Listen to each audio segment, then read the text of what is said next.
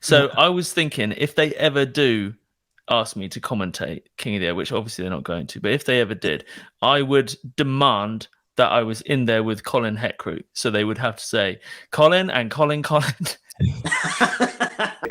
Mate, Right, we're in here, and this is the mad semi-final. No offense, Jesse, your semi-final was very entertaining, but this one was crazy. This one was wild. I feel like Nick leveled up, or something happened to Nick's heart in this heat where it grew, and it was forever changed. But I think this was the heat that I watched, and I was like, oh wow, this is terrifying.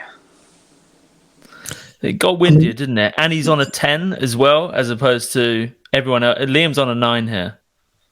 Yeah, I think everyone. I can't remember if I was on an 8 or a 9, but definitely nowhere near a 10. I mean, this is the famous semi-final with the big splash, right? Look at that. Man. I mean, Nick is just going so big, right? I mean, he is actually just going, and that's the thing we was talking about, the difference between this orbit versus the Bandit, right? This orbit just seems to get so much higher every time.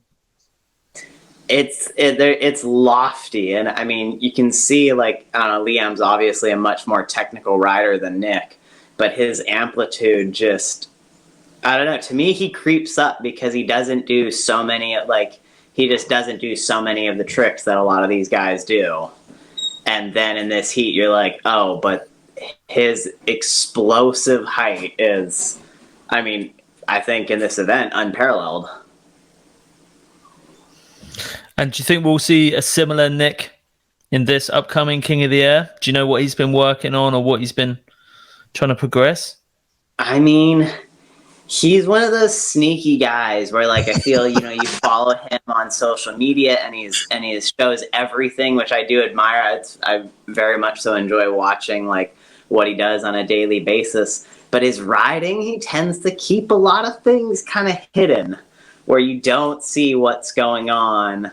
And, I usually have taken the approach of I'm going to scare my competitors before the event, where I feel like Nick, or like try to play the intimidating factor, where Nick just keeps all those cards in his pocket and busts them out like this event in the semifinals.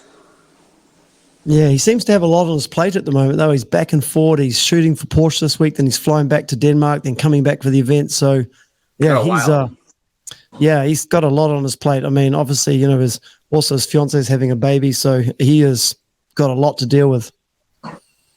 I mean, I don't know, though. With children comes this extra motivation and this extra, like, oh, now I'm going to, like, prove something even more. Where that worked for Kevin, it worked for me, so. Yeah. Mark's trying to get married to do that.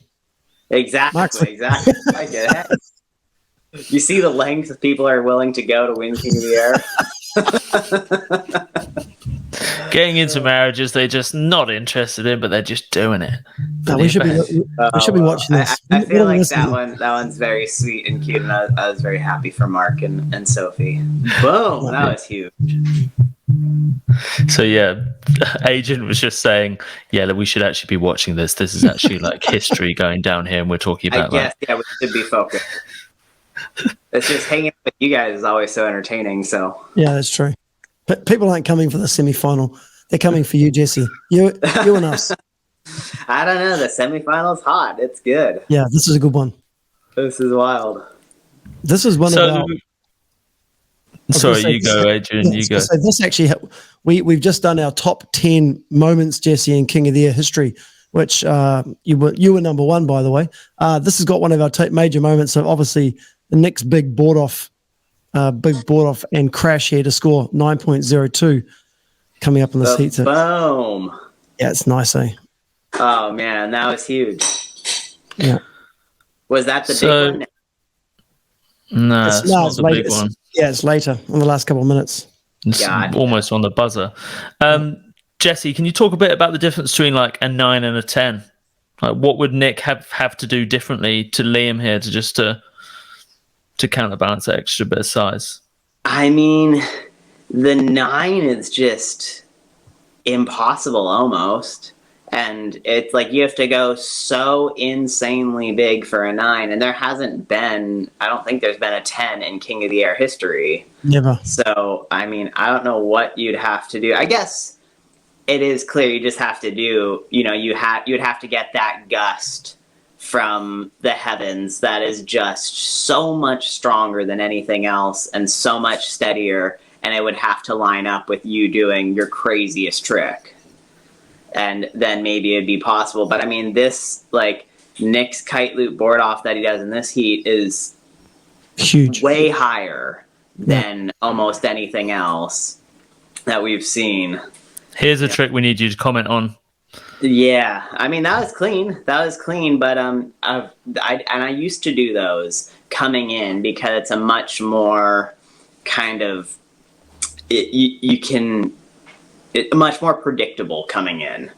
Not hitting a kicker, that is a very classic move that honestly Ruben, I remember watching Ruben do those kung fu passes when I was like 11 years old. And it was such a clean, predictable rotation. But we've all done that for so many years. So doing it at King of the Air is hard, but it doesn't score that high because he doesn't go that high, and you only really get that height when you go off a kicker. And going off a kicker is just completely out of control. Or there's just like all of a sudden so many variables. But that's where, that was what I learned to do, was just control those variables as much as I could. Yeah. Maybe if Nick had landed this one, they might have given him a 10. I mean, from what I saw, they honestly didn't even really see the landing. And there was definitely a lot of discussion on it, and it came down to potentially there was a little bit of a sun flare between the judges and Nick, and there was waves. So, in the late afternoon, when you get into the finals, it is pretty challenging to see.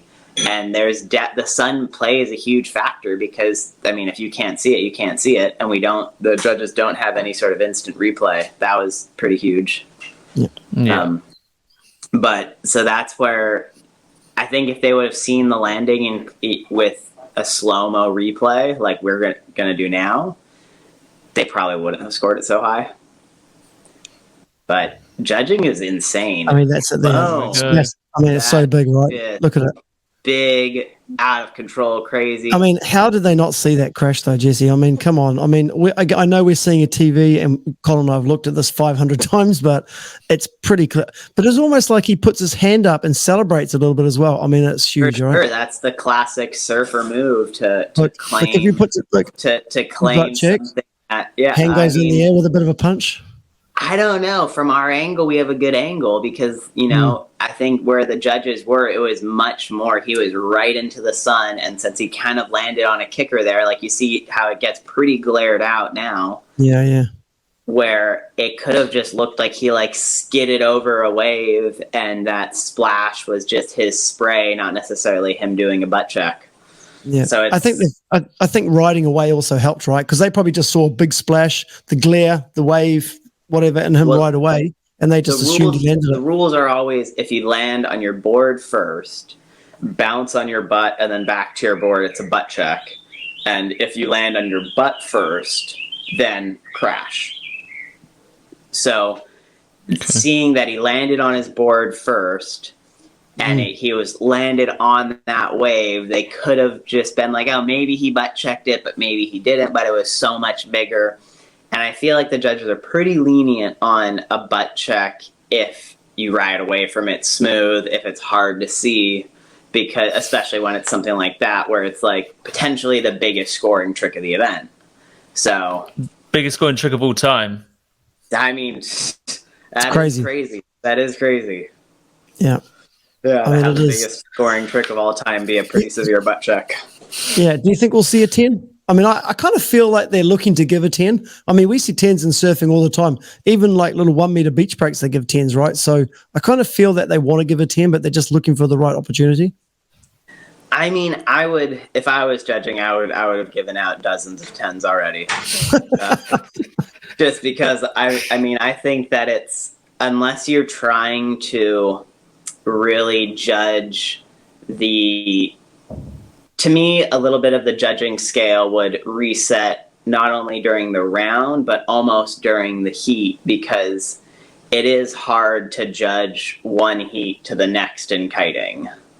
So, and there isn't, besides just the kind of like factor of being able to say you got a 10, there isn't a ranking system for all of these heats. So if your scale does change heat to heat, I don't think it's that big of a deal, or I don't think there's anything wrong with that.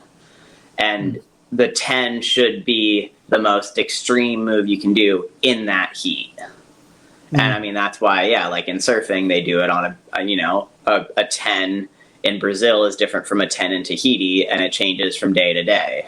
Yeah. So, hey, what was it like to light up against Mark in this semi? Was that something that you had looked up to? I mean, you obviously know the way Mark rides, and you've seen him in leading up to the event. What do you think? To me, I'm very curious to watch Mark this year, because last year, before the event, I was like, okay, he's honestly got it. Like, watching him ride leading up to the event, especially because we were shooting, so we were riding together quite a bit, I was shocked at how big and controlled he was. Just everything he did was so controlled. And I mean, I feel like I was riding really good, but if Mark rode like he can ride, I think he could win the event, no problem. His problem I've always seen is that he just doesn't ride as good in competitions. Like, he would never do a one-footed kite loop free riding. He's just doing that because he gets a little bit stressed and because he's trying to make it work. So I think this year could be a different story, because I feel like he continues to become a better competition rider and more confident. But honestly, if he rides like he can in the event, like he does free riding, it's a joke. So I was just with Mark actually before filming this, and I said we're about to do this with you, Jesse, and I was like, do you want to be there, Mark? And he was like, I don't know if I can watch that heat back again, honestly. Like, I would just be embarrassed by how I rode, because that board off we've just seen there, so he's doing the board off with the wrong hand, because he hadn't learnt it riding left yet. And then he was like, I think I'm better riding left now than I am to the right. So yeah, I'm with you. I'm really excited to see what he's got this year. I think, he could. But I mean, also just watching him, like, I remember I had the camper van, which was such a winning maneuver, not to give away any of my secrets. But I was chilling in the AC listening to relaxed music, and I saw Mark and a number of other competitors in the hot sun pacing back and forth, super nervous, super stressed. And you could just feel that anxious energy. And that's where it's like, oh, it is such a game, like a mindset, energetic game. So here's your first Kung Fu of this heat, not your first of the day, though. Oh, that one. Seriously, I mean, can we ask you a serious question? How do you bounce off your shoulder and get back up on the board like that? I mean, that's unbelievable. I mean, it's always had a crack, learning everything the wrong way before you learn it the right way. So bouncing off my face or my shoulders or my butt is pretty standard. This one pissed me off, though, because I'm like, oh, it wasn't that big. I flew the kite the wrong direction at the last second, which it's hard to really understand which way you should do. It's kind of just a guessing game, honestly. And I think there I would have gone right into it, flew the kite around the right way. But those, so there, immediately, you compose yourself, go back upwind, one tack, and then you just hit a kicker straight away. I mean, when I get something in my head of like I want to do it, I really want to nail that. And I have a hard time moving on to another trick until I've nailed it. And it takes, honestly, a few crashes before I like give up and be like, okay, I'll come back to that later. Especially in these short heats. I mean, this is, an 8-minute heat? That's like, for King of the Air, that is super short. Because you get a good jump, it takes 1 or 2 minutes. You see, he flew his kite way too far. Saved it, but yeah, this is such, the Kung Fus are such a game of flying the kite and being able to keep it constantly moving and looping it. Like, if he would have looped it the other way, he would have gotten this huge second boost. So it's always just the game of making sure you loop the kite in the opposite direction of where it is, so you get that second kind of loft. when you look at Mark, sorry, Adrian, have you always got D power on for your kung fu's? Is that psychological? Is it purely a wind strength thing? Oh, that was pretty awesome. You see, yeah, just he was landing those 10 out of 10 times before the event. But I like to ride so that fully sheeted in, I'm good for a kite loop. And then for the handle passes, I'll pull it like halfway D-power, where on the orbit, that halfway D-power makes a huge difference in the bar pressure. So if it's fully sheeted in, it is pretty strong in the bar and hard to do a pass. But halfway to 2/3 D-power, and then all of a sudden the bar's loose. So that's where I can do that. I still get the loft, I still get the height, and I'm still super overpowered, but I have the ability to kind of pass it. And it's also like a little bit more relaxed. Oh, that was pretty big. That was nice. Yeah, so the camera misses that, but I'm pretty sure that puts you in the lead here. Can you remember what was going through your mind at this point in the heat? I know it's quite a long time ago now. Before the event, had never done the kite loop board offs with a rotation. But when I showed up to Cape Town, because I was kind of like, I got my game plan, kite loop board off, handle pass, big kite loop. And I showed up to Cape Town, I realized, oh, I got to up my game on the kite loop board off for sure. So I was throwing in that rotation, which seemed to make a pretty big difference. But it definitely was uncomfortable. Like I had done that maybe 10 times leading up to the event and was like, okay, that felt all right. Not great. So every time I did that in the event, I was just kind of like hoping it worked. Just quickly back to the kung fu. So when you're talking about the kite still being like loose with a bit of D-power on, is that because some of the pressure is taken off the steering lines basically, so you can still rotate the bar? Is that what you mean?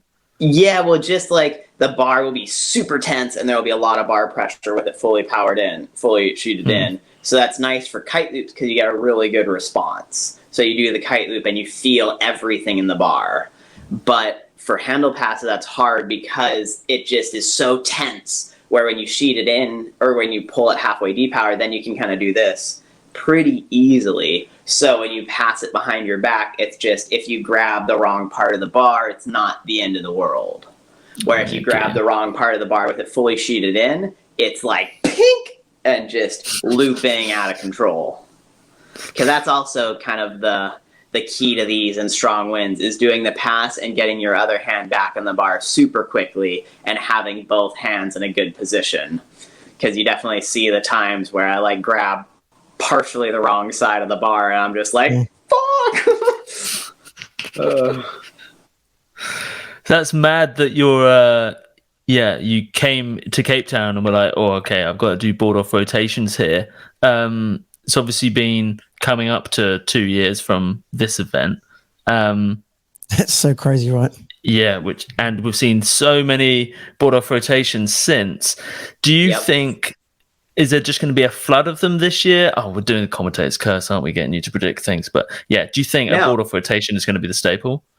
I mean, it's definitely gone that direction where now, like, these heats wouldn't, this heat wouldn't score nearly as high, or there would be other tricks scoring higher than this heat, obviously. And I think that we're not going to see too much progression with handle passes. Maybe there'll be a few more guys doing them.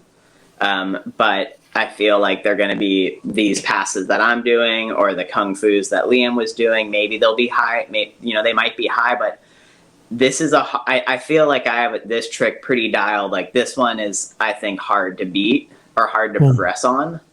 Where the kite loop board offs, there's been a huge amount of progression. And I think we're going to see tons of variety, especially with people like Yannick in the event. I think there's going to be some upsets as far as, one, how you score things, and two, what is, all of the things that are out there. Because, I think someone like Nick knows how to get a 9. He knows how to get those high scores, and it's by going huge. And let's say you have Yannick do something also very huge that's a little bit more technical, but it's not going to be as extreme. And that's where I'm very curious to see how the judges score it. because he has like a very kind of relaxed style. And I think you look at all of his tricks and he has soft landings and he's super controlled. So you have that like Ruben inspired extreme factor. And he's not, I wouldn't say he's scoring that high in that category. I'd say amplitude huge, technicality huge, but like extreme risk factor, we'll see. And I think that a lot of the kite loop board offs go that direction of it being cool, it being extreme, or it being like technically very challenging. But I just don't know if it's that like gnarly extreme trick. So I think that some of you might have a push on the variety and the progression of tricks being done, but I still think what's going to score high is simpler tricks done very radically. Yeah. I mean, we've seen that over the years, Jesse, right? Where let's say when the board off Megaloop first came in earlier in the day, it's been scored very highly. And as more riders were doing it, they realized, okay, maybe this isn't the golden egg they thought it was going to be. And the scoring sort of settled down throughout the day. So, you know, the early rounds are a great indicator of what the judges are looking at, right? And we saw that a little bit at Cold Hawaii where the big air kite league guys were not getting scored as high, and then took them some time to really realize, oh, you know, I've got to go back. It's a different scoring system than they're used to.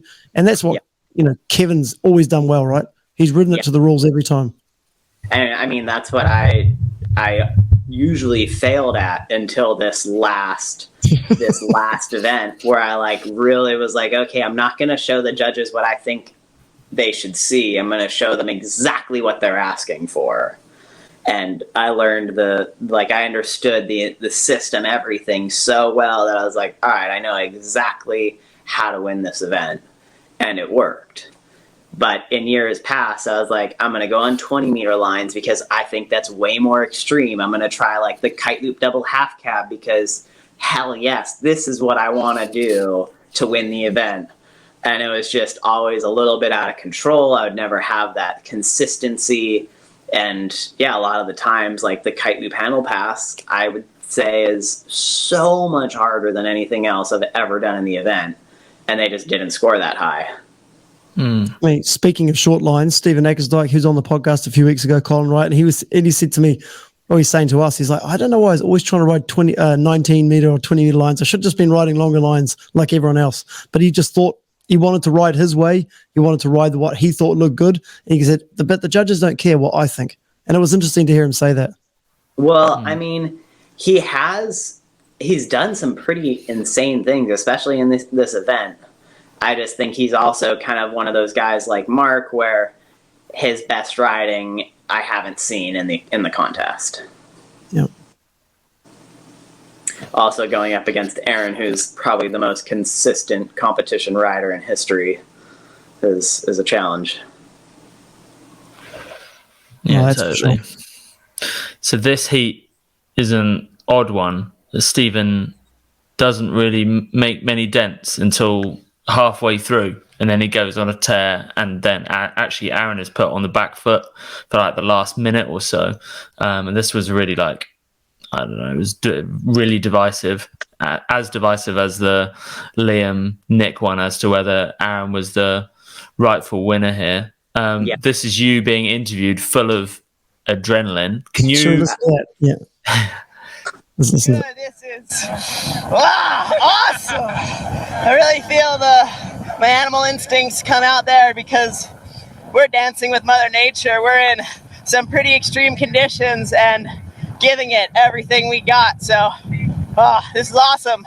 Hope you guys are enjoying it because we're having a great time. Well, absolutely. We always laugh about that. Say, when to never interview someone when they're absolutely full of adrenaline. Oh, I love it. I don't know how you guys manage it though. You've just had so much focus and energy, and then you immediately got a microphone shoved in your face. I think it's impressive that you got any noises out. It is. I mean, I don't know. That's the mindset that I want to be in, is like completely stoked, out of control, feeling like I'm Superman. And that's where it's like, I don't know, like after this event, like I did that double handle pass that I put online that won the GK all-time big air. And the reason I landed that was because I was like, oh, I am the man. Like, Mm. it was like Cool. 2 days after this event, I was like, I can do anything. And everything I landed perfectly. And yeah, the conditions were good, but it was just because I felt so confident. So in these heats, I feel like confidence and just being like, oh, like I got this is everything. What gives you more adrenaline? This type of event, you know, in front of all these people, all riding at Jaws.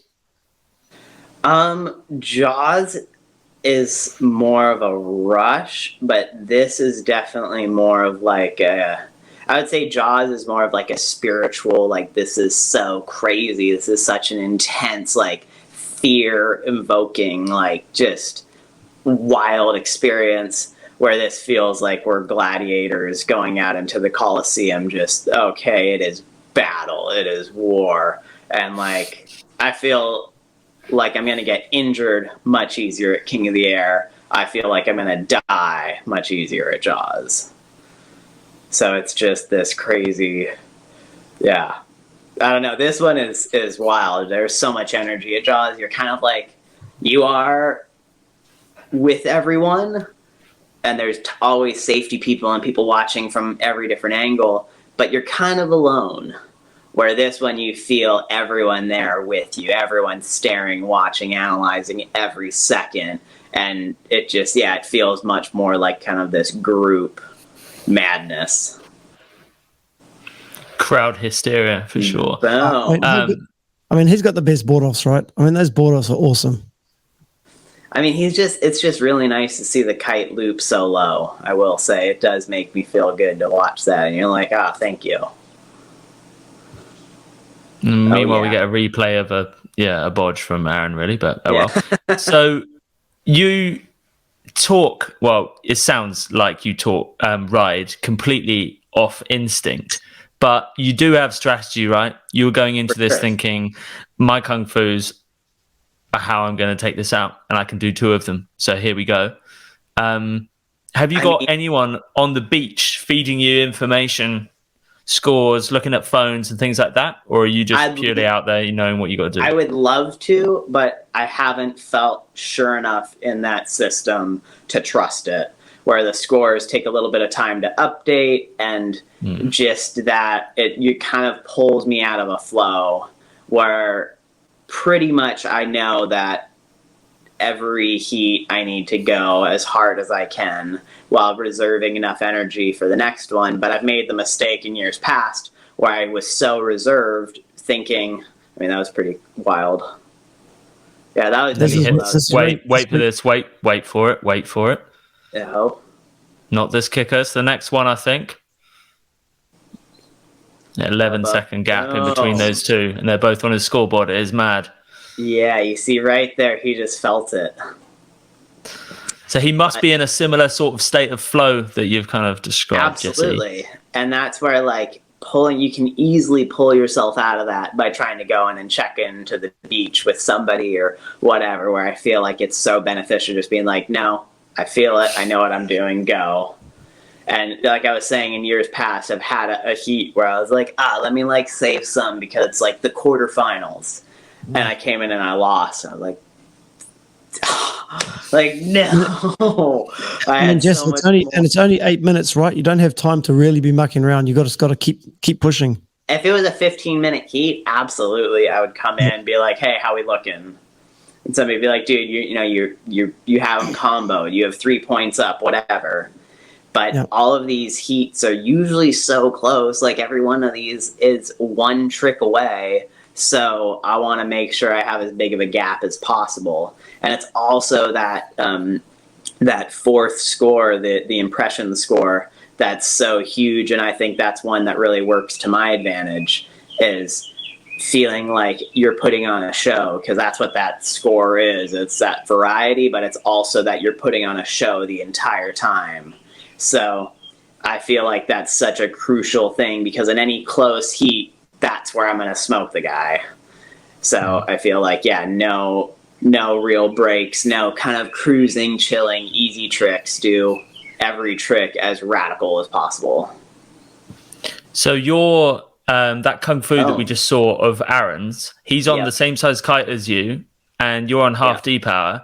yet you're putting 5 or so meters on his kung fu. What in Aaron's technique is making that difference? Are you resending the kite across the window? Like what's the spot the difference between you two? I think I'm just going in trying to get as much power as possible. Where usually doing handle passes, you kind of like going a little bit slower and you send it, because that's a terrifying thing to go at a kicker full speed with trying to like milk the kite for every ounce for every inch you can get.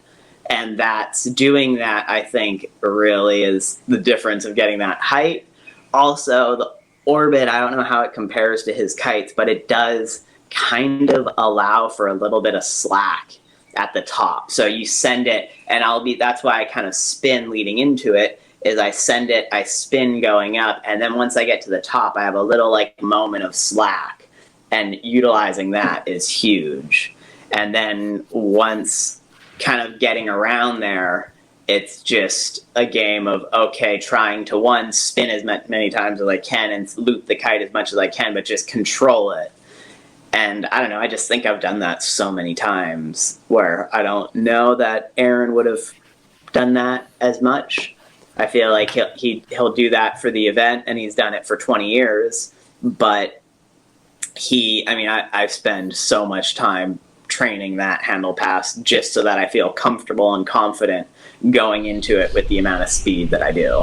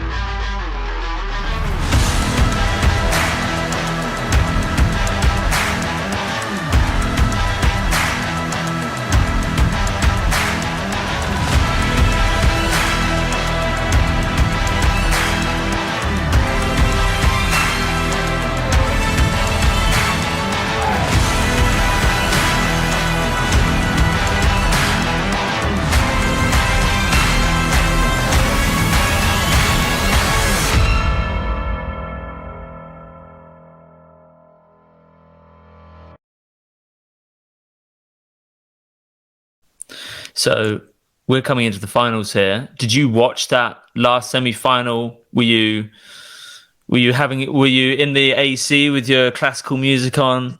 What was going on then? And what are you doing now at this point? Are you out? Are you getting the 9 up?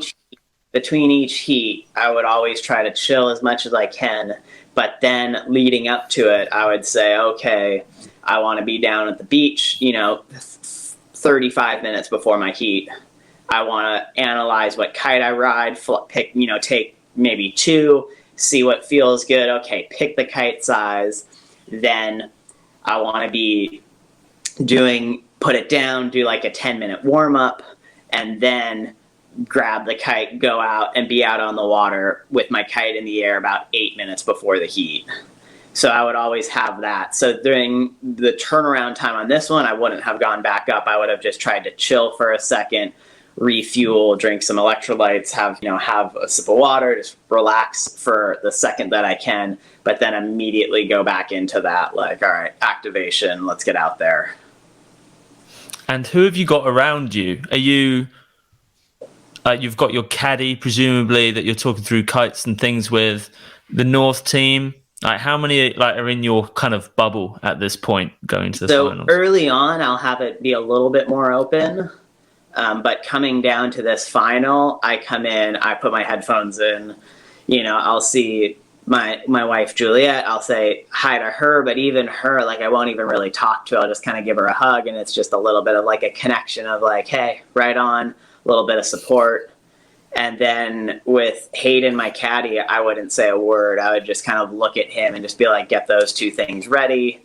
And like, I want to do the least amount of work possible so that I can conserve all of my energy, not get out of my flow.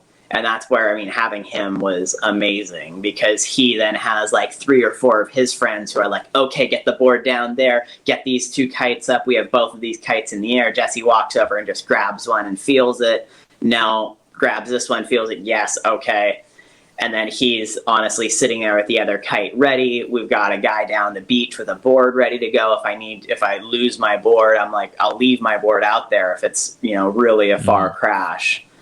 And maybe the first or second heat, I'm kind of checking in with him to make sure, okay, we have this game plan, you know what you're doing.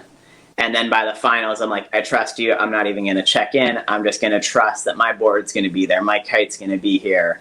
And I'm just going to be sitting in my zone, listening to music, hanging out with Juliet. How were the energy levels going into this final? Were you feeling good? I mean, I'd spoken to Aaron before. He'd actually, you know, ridden the whole, you know, 2 extra heats because he'd been unseated. He was sort of feeling a little bit. How did you feel going in? I mean, I definitely looked at like this event and the event in 2013 where it was pretty wild. I just felt this confident, like a chillness leading up to the event where I was like, this feels good. And then during the event, I was like, oh, I got this. And I honestly won it, but, you know, halfway through the event. With this event, as soon as I beat Kevin, I won it. I was like, oh, that to me was the mentally challenging heat, because I feel like I've had so many challenging heats with Kevin, and he's so freaking consistent, and he's so good at doing what he does. And as soon as I beat him, I was like, I got this. Like, no worries, no stress. I already know what's going to happen. And I felt that the same thing in 2013, where I was like going through it. I was like looking around. I was like, I think I got this. And it's crazy because all of the other years I've tried to feel that, and I've tried to get to that mindset, and I just haven't. And I wished I was doing everything I could to convince myself, like, I'm in this mindset, I got this. But deep down there was some block or something telling me like, maybe you don't, I don't know.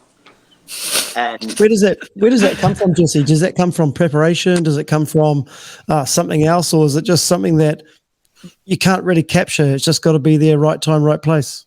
I mean, I've spoken to many people about this because I feel like it's a universal theory where if you have that feeling, like, you know it's going to work. Awesome.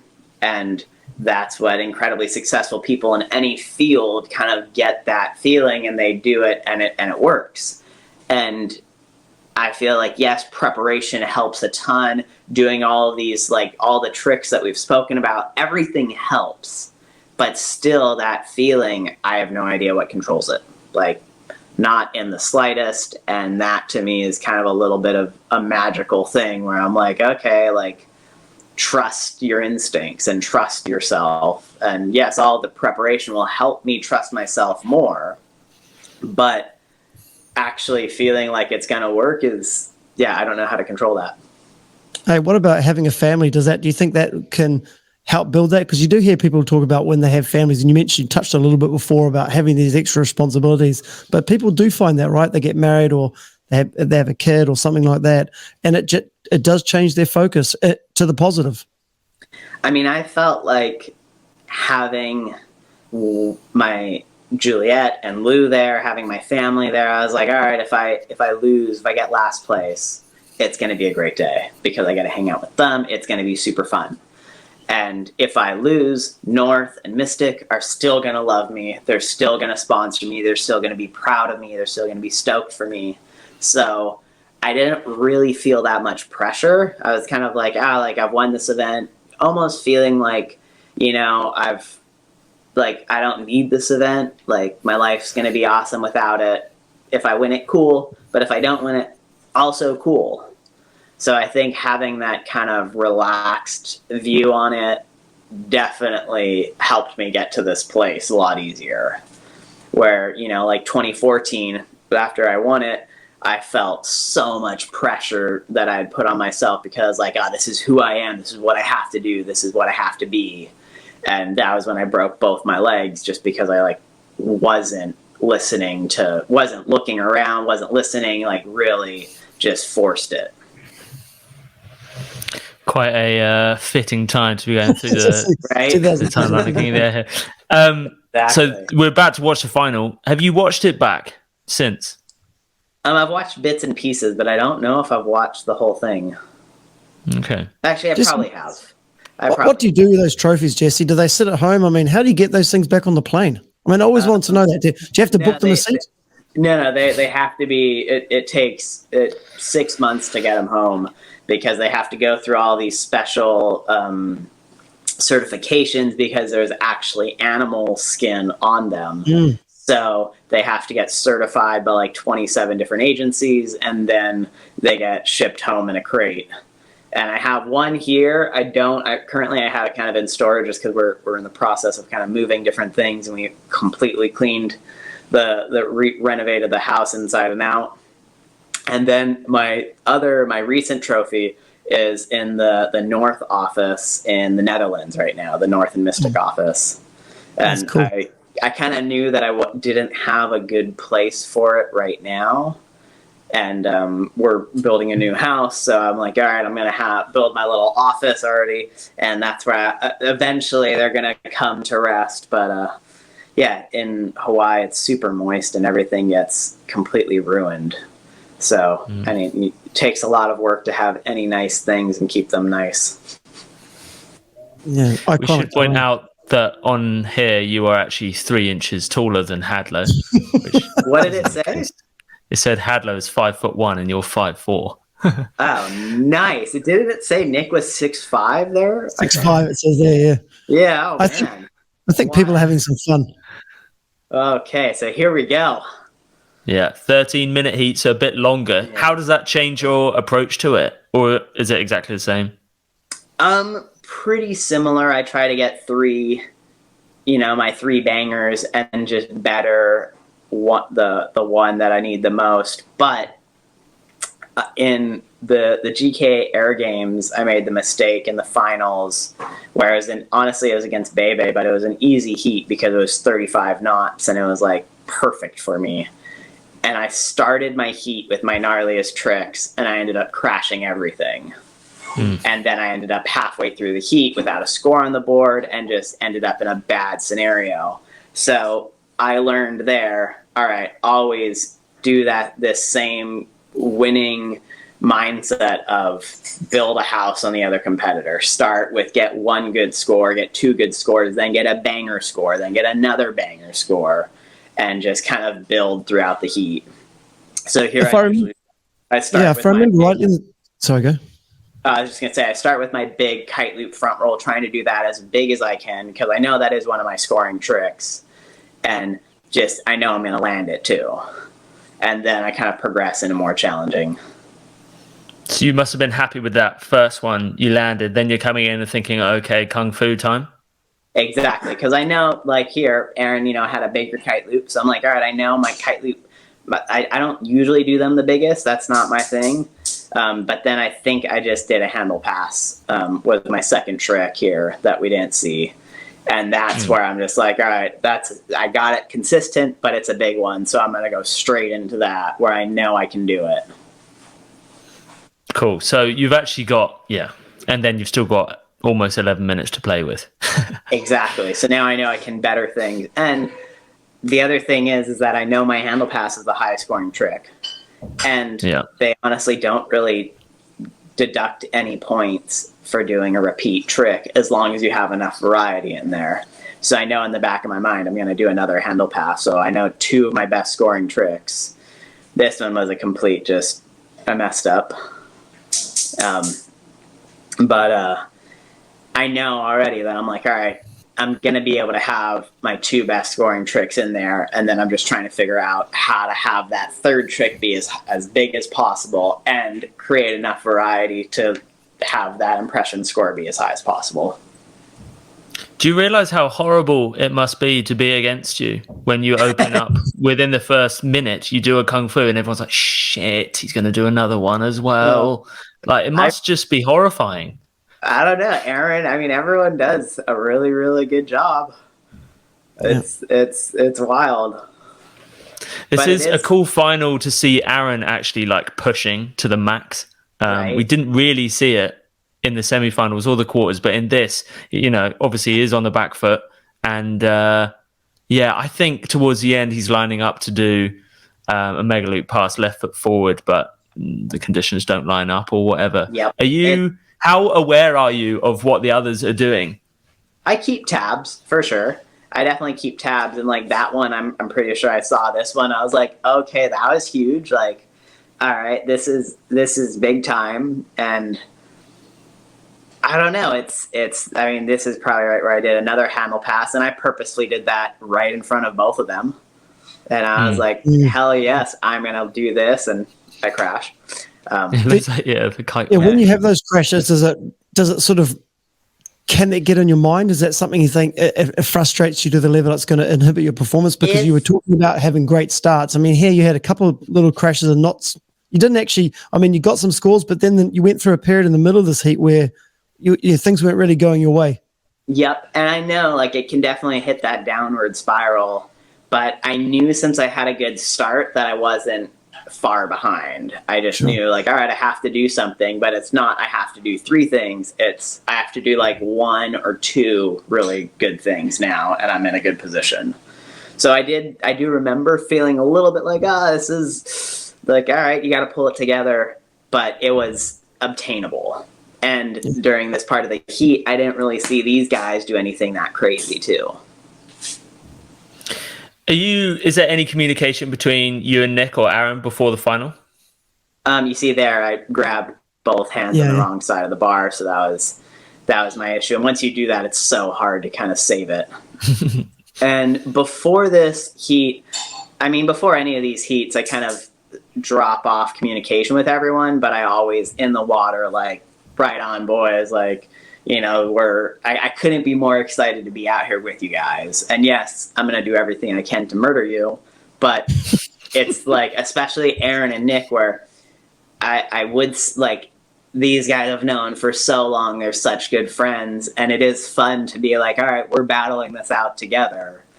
And it's so cool to be out in the water with them. And that's where I'm like, if you know, if you beat me and I put on a good show, awesome. Yeah. And the only thing that I feel bad about is when I don't ride good. If somebody else beats me and they ride better than me, like, awesome.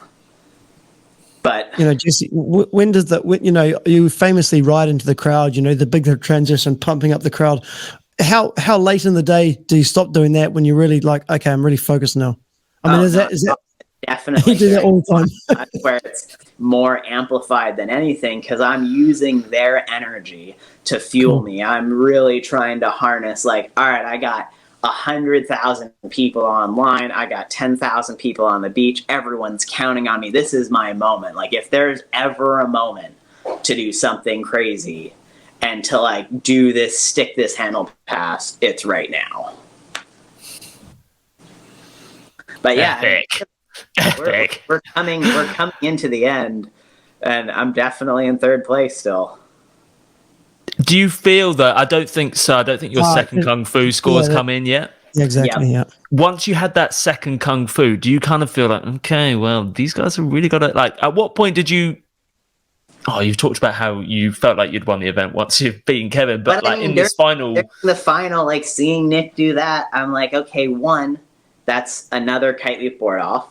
That's kind of all he's got right now. So he's got a few of them. They're big, but my handle passes are going to score just as high. So it's not over, but there my second handle pass dropped. So I'm like, all right, now I just have to continue bettering things. So that was, you know, a botched kite loop handle pass. I mean, a kite loop board off. So it's now I'm just trying to do everything I can to better my variety and to do a better kite loop board off is what I'm trying to do now, because I know I have my 2 handle passes, and I've done a few more, but the 2 handle passes I landed clean. I'm like, I'm not gonna really better those. Those are on the board, they're gonna stay there. But I know my kite loop could be bettered, so I'm trying to focus on that. And Jesse, you were doing the back roll kite loop board off, right? Maybe I thought I could better one of the handle passes again. Potentially. Look at the chop you're navigating through there, unhooked, with how many spins in your bar? Like 3 or 4 or something? The thing is so seized up, it's crazy. Hellish. Yeah, that was rough. But it's hard. I mean, it's so wild, because so many of these tricks you go for, and you envision, like, if I get the gust, it's going to be insane, and you just don't get the gust. Like, it is so gusty out there. It's crazy. And I mean, a lot of these that you and Aaron are hitting on the inside, they're not kickers, really. It's kind of whitewash coming at you knee high. But a lot of times, the inside sandbar, it changes throughout the entire day. But the inside sandbar, it gives you like a little bit more of a steep lip, which is really, honestly, better than like a 4-foot wave, because a 4-foot wave, you almost lose a little bit of momentum going up it. And even though it's bigger, it doesn't really equate to you going higher.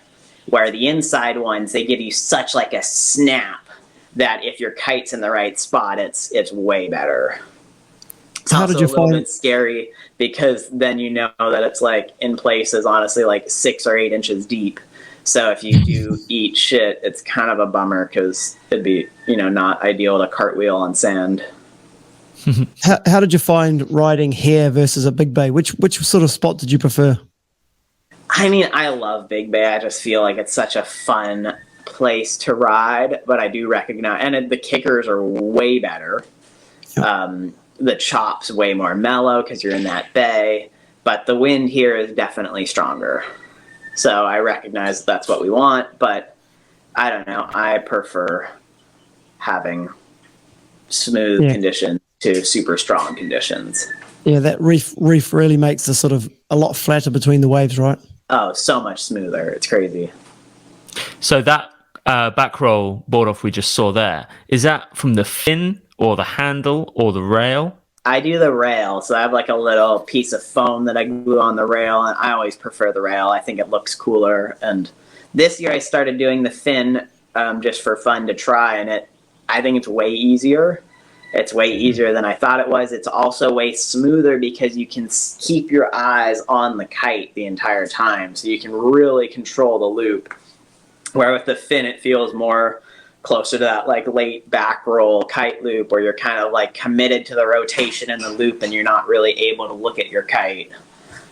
So I think it's cooler. Yeah, fair. Can you talk a bit about the wind affecting, like, with the board off rotations? Like, are you having to consider how the wind is going to hit the board and trying to not let it get ripped out of your hand? For sure. And that's why that fin is super consistent, because you kind of hold it like into the wind, so the wind kind of goes both sides of it, and it doesn't usually get flung one way or the other. With when you grab it from the rail, you do have a moment where it's into the wind, and you really need to like rotate your wrist so that the board goes into the wind. Because holding it into the wind, you might not, you'll be able to hold it for a second, but then it'll just start to and just rip out of your hand. That's incredible. That's amazing. Here, that's the worst thing ever, because you're like trying so hard to not lose your board, especially like where it'd be like 100 yards upwind. You're like, no. So you've landed a lot more in this heat than you have done in previous finals that you haven't taken the title. And this one was, oh my gosh, this was the scariest trick I did the entire heat. I had absolutely no idea what was going on. I was like, it was mad in the air, and then that landing was just the way. I looked down. I was like, "You're joking!" There's a kicker like I'm landing on the white water. That to me, honestly, was the gnarliest trick I did in the final. All right, so you've pushed Aaron into a box here, and he looks like. Do you reckon that was looking like he's lining up for a mega loop pass? I mean, I don't know. He normally does the KGBs coming in. Yeah. Inside, yeah. But he did look like he wanted to do something. Mm. Cool. Yeah. Honestly, And there, like, I don't know. I just felt like I felt like I had it. yeah, I can Or imagine. I didn't feel like I had it. I felt like I rode the final that I wanted to ride. Where, sure, it can always be better, but this one I was like, I didn't screw it up. Where almost every final that I've been in leading up to this one, I've come in like, oh, I completely blew it. And hopefully the other guys blew it harder than me, but I definitely was like, I completely blew it. So this one I was so stoked just because I was like, that's what I wanted to do. I don't care what happens. Like, cool. I rode the final I wanted to.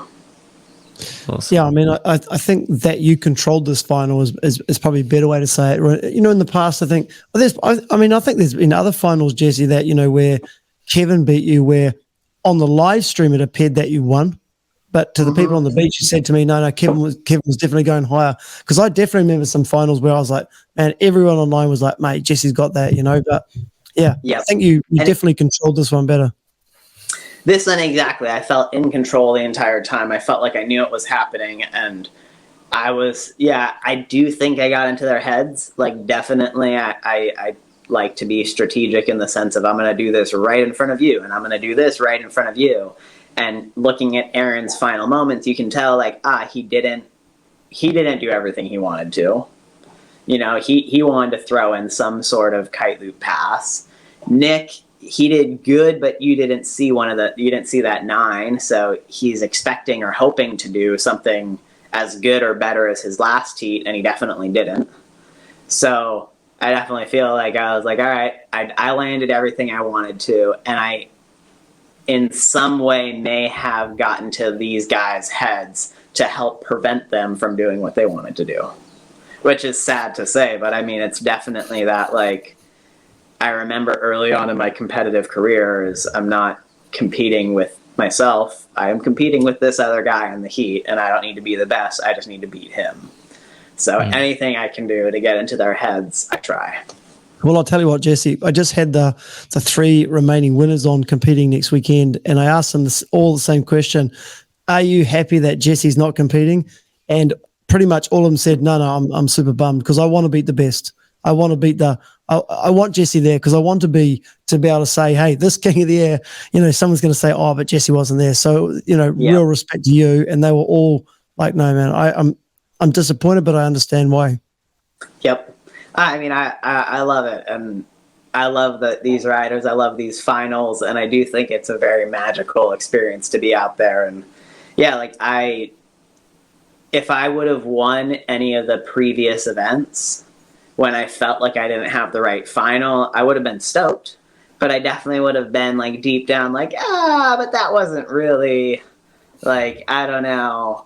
So this one was, it felt so special because, like, yes, that's what I needed to do. Bam, like, there you go. And there's nothing like that coming in. I mean, all of these guys know that feeling of, like, being like, yes, I nailed it. Like, there you go. So can you talk a bit about what happens now? So you come in, do you know where you need to be? Like, Idvar's there, obviously, so he's the main photographer for the event, so you've nailed that. But the actual announcement happens about 50 meters upwind from this point, doesn't it? How is that communicated to you? Or is this do they tell you before this is going to happen?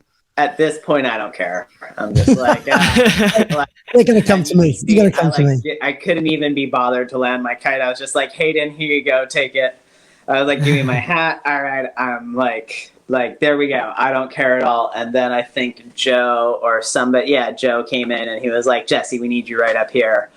And navigating the crowd here is completely bananas because there's like 10,000 people that are super amped and super excited and want to like, all right, we're like just this, that. So it's kind of fun because you're like, I'm like, I can't ever be rude. Like I can never tell somebody I'm not going to take a photo or this or that. So I kind of just do my thing. And then you need someone like Joe to be like, move, we're going this way. Yeah.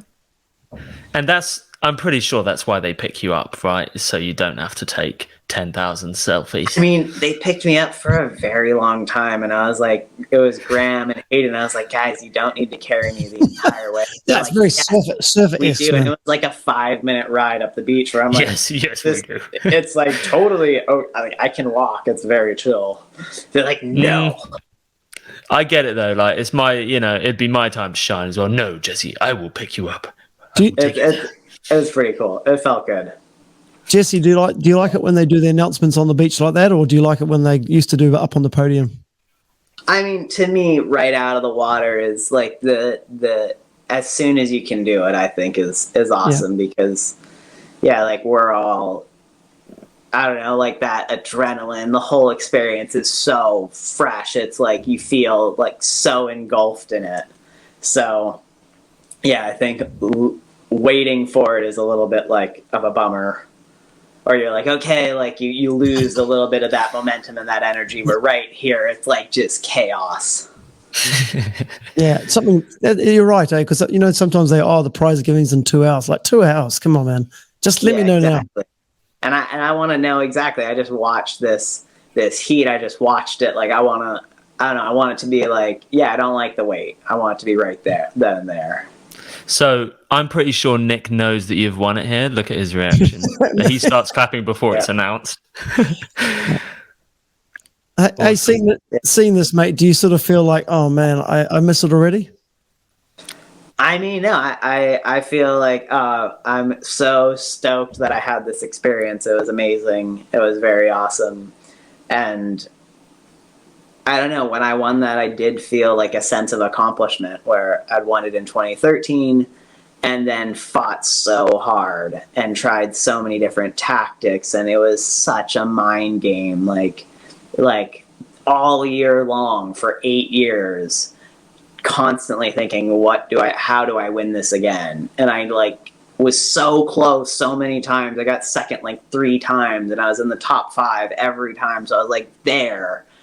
And pulling it off successfully and having it being a clean, undisputed, no, clearly you got that. Just to me, I was like, all right, that's what I wanted to do. Thank you. And I mean, of course, I'd be stoked to do it again, but I don't feel this if I didn't win it and I stopped competing or the event stopped happening, I'd feel a little bit disappointed. Oh man, I didn't, I tried so long and I didn't do this thing that I know I could do. But now feeling like I did that, I'm I have zero pressure. I'm stoked that I had that experience and I'm excited to watch somebody else have that experience now. Where before this, I'd be super jealous and oh, that should be me. I love it. I love the honesty. For sure. Cool. Absolutely. I mean, we always want to, especially to be in this event, you have to have that super selfish, I want to win this event mindset harder than anyone else. And now I still always will have that, but I'm so excited to see who's going to win it next. I mean, that's such an iconic shot, right? With you with the Hawaiian flag behind and the board and stuff, it's kind of, it's like a farewell, right? I mean, if you didn't know, this is like the, saying goodbye. I mean, I wouldn't say it's saying goodbye. I'd just say no, of course. Toodles for now. Nice. All right. I reckon that's a good place to bring this watch along to an end. Thank you to everyone that's watching this with us. And thank you to Jesse for being here and doing this. It's great. And roll on 2021. I love it. Well, excited to watch this next event with you guys, and who knows what will happen in the future.